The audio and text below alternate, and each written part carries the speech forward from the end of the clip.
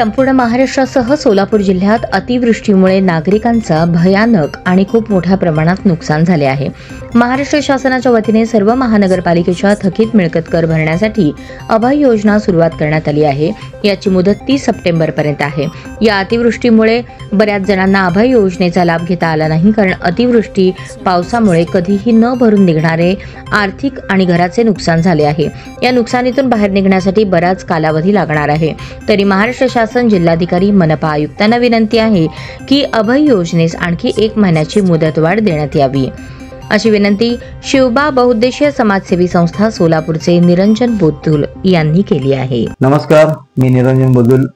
अभय योजनेस 1 महिन्याची मुदत देण्यात यावी यासाठी मी काल शिवबा बहुउद्देशीय समाजसेवी संस्थेच्या वतीनं माननीय मुख्यमंत्री, माननीय जिल्हाधिकारी व माननीय आयुक्त सोलापूर महानगरपालिका यांना निवेदनद्वारे देण्यात आलेले आहे।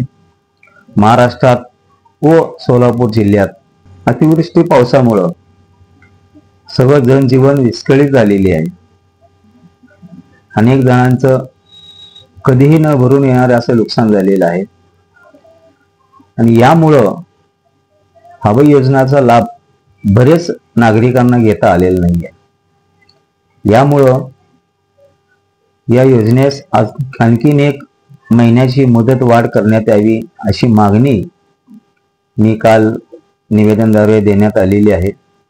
तरी माननीय मुख्यमंत्री, माननीय जिल्हाधिकारी व माननीय आयुक्त सोलापूर महानगरपालिका यांना विनंती करतो की आपण याचा गंभीरपणे विचार करून याचा लाभ घेण्यासाठी अजून 1 महिन्याची मुदत देण्यात यावी, कारण या योजनेमुळे अनेक जणांना फायदा होतो। या योजनेची खूप चांगली योजना आहे, कारण प्रत्येकाला यात टॅक्समध्ये किंवा थकीत जे काय बिल भरणार आहेत त्यांना 100% व्याज व दंड माफ करण्यात येतो आणि यामुळे महापालिका सुद्धा फायदा होतो महापालिकेचा।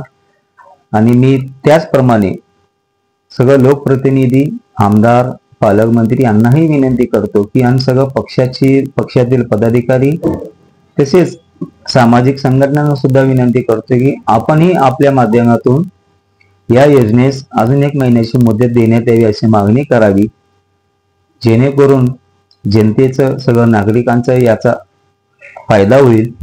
यामुळे सोलापूर महानगरपालिकेचाही फायदा आहे, नागरिकांचाही फायदा आहे।